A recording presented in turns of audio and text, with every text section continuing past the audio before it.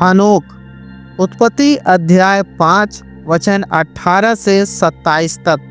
मुख्य बिंदु। नंबर 1, परमेश्वर के साथ चलने से आशीष प्राप्त होती है। नंबर 2, जो लोग परमेश्वर के साथ चलते हैं वे परमेश्वर के मित्र कहलाते हैं और परमेश्वर उनको अपनी बातें बताते हैं। नंबर 3, जब प्रभु यीशु वापस आएंगे तब उन सब को अपने साथ स्वर्ग ले जाएंगे जो उनके मार्गों पर चलते हैं। नंबर 4, हनोक उन विश्वासियों का उदाहरण है जो प्रभु यीशु के आगमन पर उनके पास उठा लिए जाएंगे। पाठ। हाबिल की मृत्यु के पश्चात आदम और हव्वा को एक और पुत्र उत्पन्न हुआ और उन्होंने उसका नाम सेत रखा। उसने परमेश्वर को प्रसन्न किया और अपने पुत्रों और पोतों को भी परमेश्वर की आराधना करना सिखाया। उन दिनों में लोगों की उम्र बहुत लंबी होती थी, इस कारण उनके परिवार बड़े होते थे और पृथ्वी पर मनुष्यों की संख्या तेजी से बढ़ने लगी। कैन का वंश भी तेजी से बढ़ने लगा। वह परमेश्वर की उपस्थिति से दूर चला गया था, इस कारण उसके पुत्र भी गलत रास्तों पर चले। हर प्रकार की दुष्टता और हिंसा बढ़ती गई। सेत की 5वीं पीढ़ी में उनके ही परिवार में हनोक का जन्म हुआ। वह हाबिल और सेत की तरह परमेश्वर की आराधना करता था। वह परमेश्वर के साथ निकट संगति में था और परमेश्वर के साथ चलता था, अर्थात परमेश्वर के मार्गों में पूर्ण मन से चलता था। जब हनोक 65 वर्ष का हुआ तब उसके एक पुत्र उत्पन्न हुआ। उस समय आदम 627 वर्ष का हो गया था। संभवतः हनोक ने आदम से ही परमेश्वर की आज्ञाओं के बारे में और पाप का संसार में आने का वर्णन सुना था। परमेश्वर ने हनोक पर प्रकट किया कि इस संसार पर न्याय आने वाला है।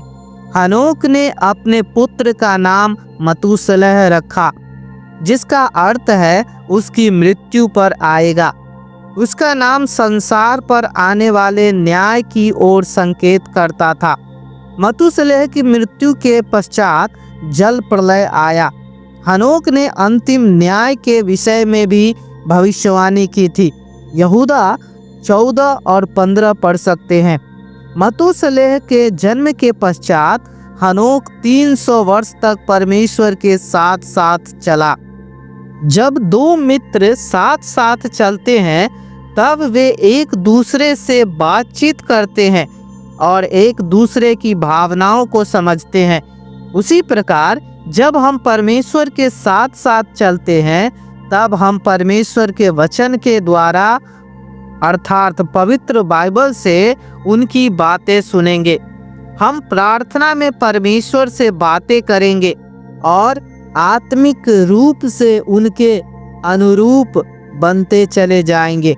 तब जो लोग हमें देखेंगे वे जान जाएंगे कि हम परमेश्वर की संतान हैं। एक दिन जब हनोक परमेश्वर के साथ चल रहा था तब परमेश्वर ने उसे अपने पास स्वर्ग पर उठा लिया। जिस प्रकार हनोक शरीर ही स्वर्ग पर उठा लिया गया, उसी प्रकार जब प्रभु यीशु मसीह दोबारा आएंगे तब उन पर विश्वास करने वाले लोग भी क्षण भर में बदल जाएंगे और उठा लिए जाएंगे कि प्रभु के साथ रहे। याद करने का वचन। इब्रानियों की पत्री 11वां अध्याय और 5 वचन। विश्वास ही से हनोक उठा लिया गया कि मृत्यु को न देखें। क्या आप इनमें से 5 प्रश्नों का उत्तर दे सकते हैं? नंबर 1, आदम से हनोक तक कितनी पीढ़ी हुई? नंबर 2, हनोक का जन्म किसके परिवार में हुआ? नंबर 3, हनोक के पुत्र का क्या नाम है और उसका क्या अर्थ है? नंबर 4, हनोक कितने वर्ष का था जब परमेश्वर ने उसे उठा लिया? नंबर 5, हनोक को क्या आशीष मिली?